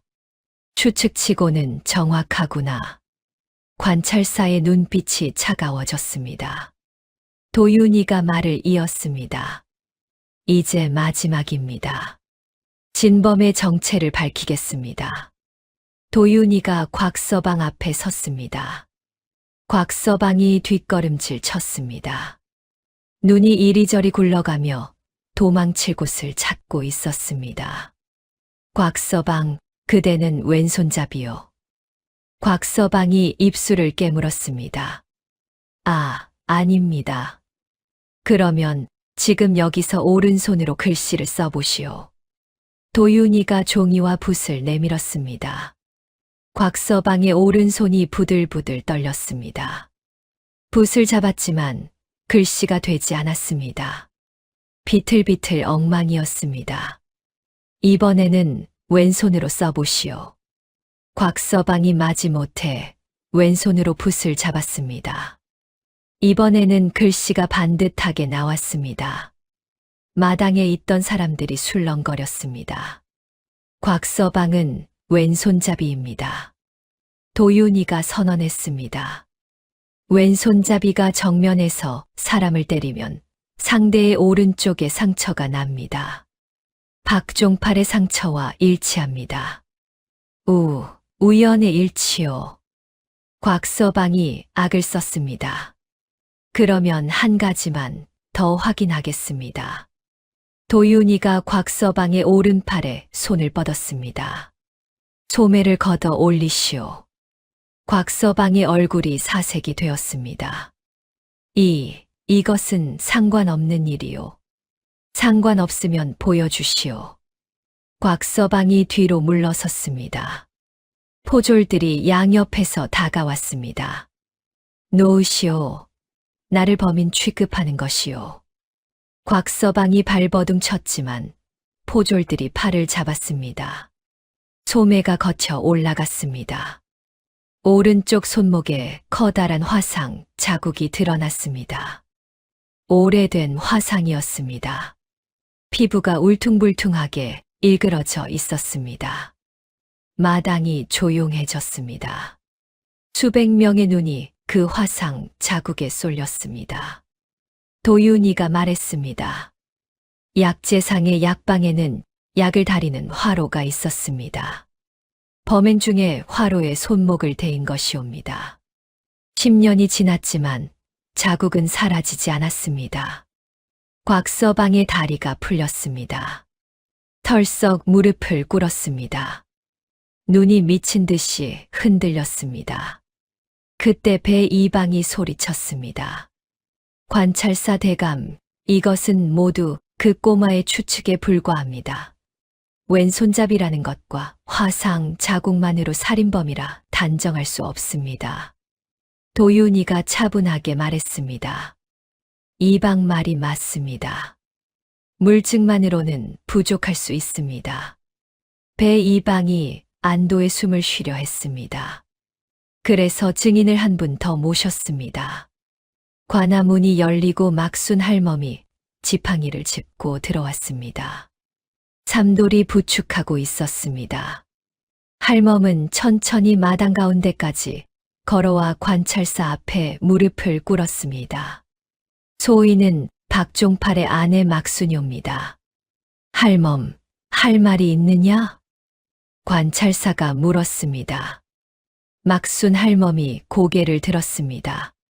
10년 동안 울어온 눈이었지만 오늘은 눈물이 없었습니다. 대신 단단한 결기가 서려 있었습니다. 영감이 죽기 이틀 전에 저에게 말했습니다. 관아의 세금이 빼돌려지고 있다고. 이방 배가 수년간 횡령을 해왔다고. 증거를 찾았으니 관아에 알리겠다고 했습니다. 그리고 이틀 뒤에 죽임을 당했습니다. 마당이 다시 술렁거렸습니다. 사람들의 눈이 배 이방에게 쏠렸습니다. 배 이방이 벌떡 일어났습니다. 거짓말이요. 10년이나 지난 헛소리를 어찌 믿습니까? 이방. 관찰사가 차가운 목소리로 불렀습니다. 앉아라. 배 이방이 주춤했지만 관찰사의 위험에 눌려 자리에 앉았습니다. 도윤이가 곽서방을 바라보았습니다. 곽서방은 무릎을 꿇은 채 바들바들 떨고 있었습니다. 도윤이는 천천히 곽서방 앞에 다가가 낮은 목소리로 말했습니다. 곽서방 10년이면 긴 세월이요. 그 세월 동안 밤마다 편히 잠들 수 있었소. 곽서방의 눈에서 눈물이 흘러내렸습니다. 그 손목에 화상 자국을 볼 때마다 그날 밤이 떠올랐을 것이요. 곽서방의 어깨가 들썩였습니다. 도윤이가 더 낮은 목소리로 말했습니다. 배 이방은 그대를 지켜주지 않을 것이요. 조금 전에도 증거가 부족하다며 그대를 방패로 세우지 않았소. 결국 모든 죄를 그대에게 뒤집어 씌우고 자기만 빠져나갈 것이요. 곽서방이 배 이방을 돌아보았습니다. 배 이방의 눈이 마주쳤습니다. 그런데 그 눈에는 걱정이 아닌 차가운 경고가 담겨 있었습니다. 입을 열면 죽는다는 뜻이었습니다. 곽서방은 그 눈빛을 보는 순간 깨달았습니다. 자기는 배 이방에게 신복이 아니었습니다. 도구였습니다. 언제든 버릴 수 있는 도구. 곽서방이 고개를 떨구었습니다. 한참 동안 아무 말도 하지 않았습니다. 마당에 수백 명이 숨을 죽이고 지켜보았습니다. 그리고 곽서방이 입을 열었습니다. 소인이 했습니다. 마당이 얼어붙었습니다. 을묘년 8월 보름날 밤에 소인이 박종팔을 죽였습니다. 곽서방의 목소리가 갈라졌습니다. 배 이방의 명령이었습니다. 박약재상이 세금 횡령의 증거를 찾아냈다고 했습니다. 입을 막으라고 했습니다. 배 이방이 벌떡 일어났습니다. 거짓말이다. 이놈이 미쳤구나. 곽서방이 소리쳤습니다. 거짓말이 아닙니다. 이경의 소인이 국밥집 주인을 깨워 장쇠를 목격하게 했습니다. 삼경의 약방에 들어가 박약재상을 때렸습니다. 화로에 손목을 대인 것도 그때입니다. 장쇠의 보따리에 돈주머니를 넣은 것도 소인입니다. 포졸 김득수에게 돈을 준 것도 배 이방이었습니다. 곽서방이 바닥에 이마를 찌으며 통곡했습니다. 10년 동안 매일 밤 악몽을 꾸었습니다. 박약재상의 얼굴이 나타나 소인을 노려보았습니다. 더는 못 참겠습니다. 마당이 발칵 뒤집혔습니다. 세상에, 배 이방이 진범이었어. 그 가엾은 장쇠가 억울하게 죽은 것이었구나. 사람들이 울분에 차서 소리쳤습니다. 배 이방의 얼굴이 시뻘겋게 달아올랐습니다. 그러더니 차갑게 웃었습니다. 관찰사 대감, 이놈은 제 정신이 아닙니다. 곽서방이 단독으로 저지른 일이지 소인은 아무 관련이 없습니다. 관찰사가 배 이방을 바라보았습니다. 이방, 아까 사또가 장부에 대해 말했을 때 내가 먼저 장부를 언급했다. 사또가 장부를 가지고 있었다는 것을 어떻게 알았느냐? 배 이방이 말문이 막혔습니다. 도윤이가 마지막 일격을 날렸습니다. 관찰사 대감, 소인의 방에서 증거 서류가 도난당한 적이 있습니다. 약방벽에서 찾은 세금 횡령 장부와 박종팔이 아내에게 남긴 유서 쪽지입니다. 이 증거를 훔쳐간 자가 배 이방이 아니면 누구이겠습니까? 배 이방이 범인이 아니라면 왜 증거를 빼돌렸겠습니까? 관찰사가 배 이방에게 물었습니다. 이방, 할 말이 있느냐? 배 이방의 얼굴이 일그러졌습니다.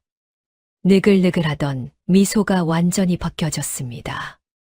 그 아래 드러난 것은 추하고 비뚤어진 본 모습이었습니다. 이것은 모함이옵니다. 11살짜리 꼬마가 꾸며낸 것이옵니다.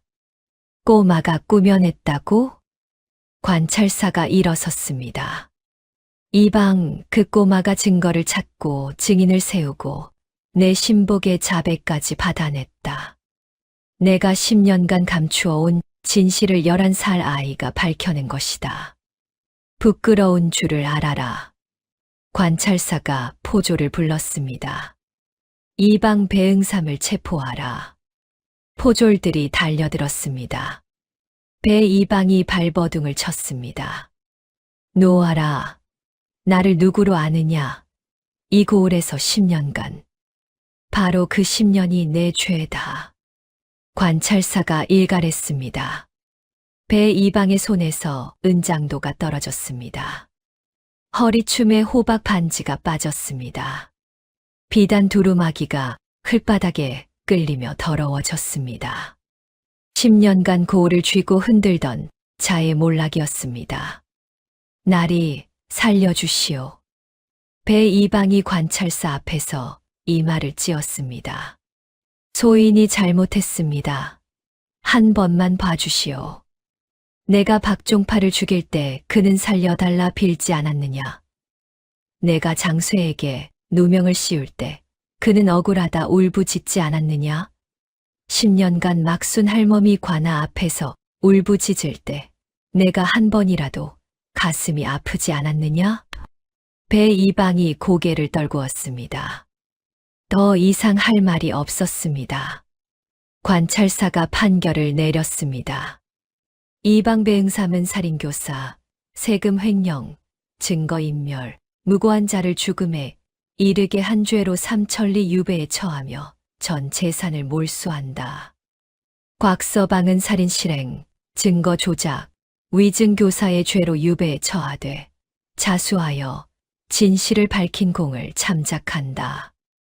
10년 전 억울하게 처형된 떠돌이 장수의 누명을 벗기고 명예를 회복시킨다. 마당에서 함성이 터져 나왔습니다. 옳소, 옳소. 마을 사람들이 울고 웃었습니다. 10년 묵은 한이 풀리는 순간이었습니다. 막순 할멈은 마당 한가운데에서 하늘을 올려다보며 통곡했습니다. 영감 들리시오? 드디어 진실이 밝혀졌소. 당신의 억울함이 풀렸소. 삼돌이 옆에서 할멈의 등을 쓸어주며 함께 울었습니다. 배 이방은 포승줄에 묶여 끌려갔습니다. 짙은 남색 비단 두루마기는 흙투성이가 되었고 단정히 빗던 콧수염은 흐트러져 있었습니다. 마을 사람들이 침을 뱉고 욕을 퍼부었습니다. 이 탐관오리야. 10년간 백성의 피를 빨아먹은 놈. 배 이방의 집은 관아에서 압수했습니다. 창고를 열자 수년간 빼돌린 세곡과 금은보화가 쏟아져 나왔습니다. 백성들이 내야 할 세금까지 이중으로 걷어 착복한 것이었습니다. 가사는 모두 몰수되었습니다. 비단옷은 벗겨지고 거친 베옷을 입혔습니다. 곤장 50대를 맞고 유배길에 올랐습니다. 지팡이에 의지하여 비틀거리며 걷는 모습은 10년 전 그가 업신여기던 거지보다도 비참했습니다. 관찰사가 도윤이 앞에 섰습니다. 한사또, 예, 대감. 내가 처음에 내가 꼬마라서 우습게 보았다. 미안하게 되었구나.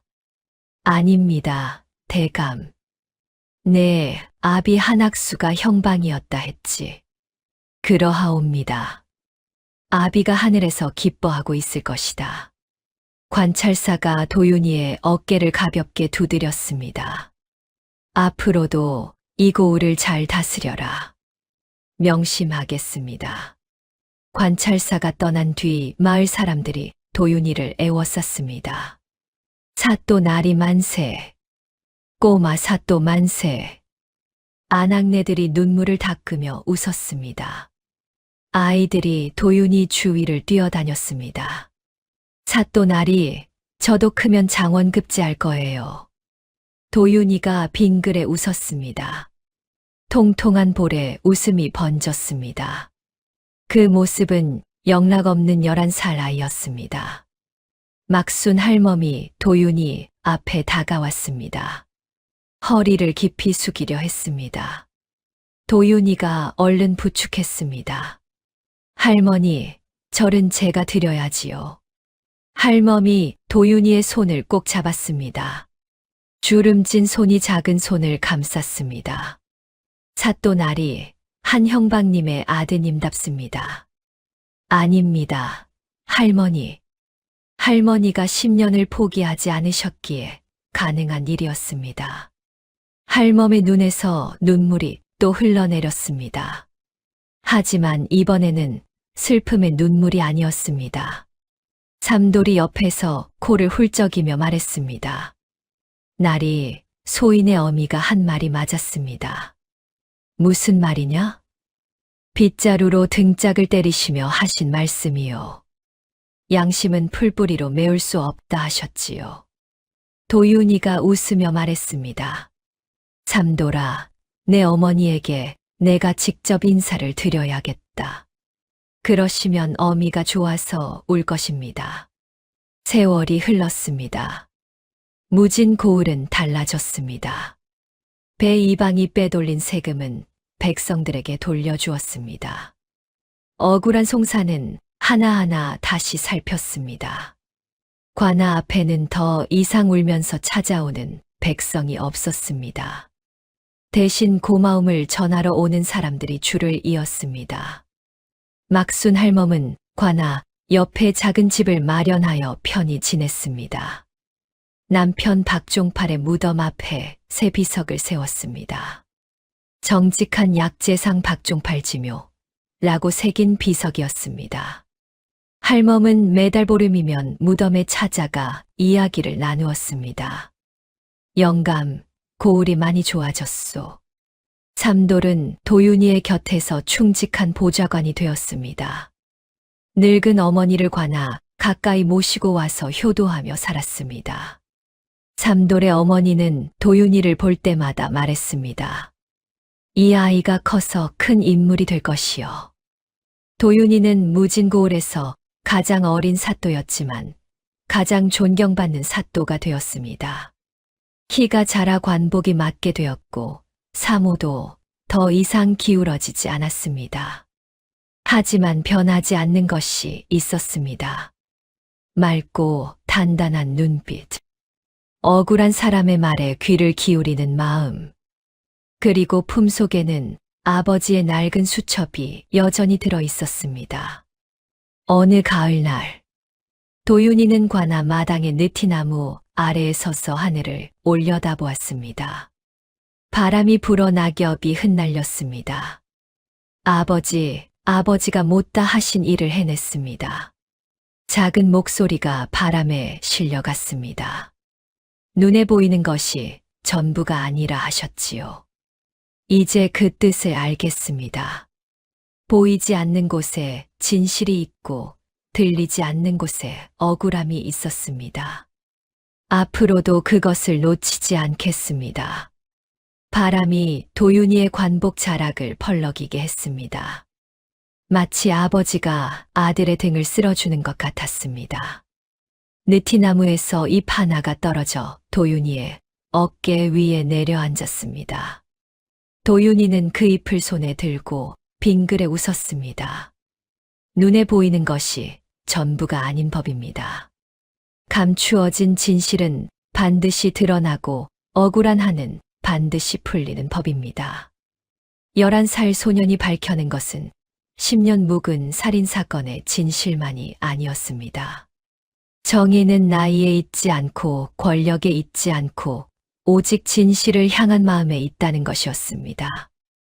다음 영상을 빠르게 만나보시려면 좋아요와 구독을 눌러주세요. 지금 화면에 나오는 더 재미있는 영상들도 함께 해주세요.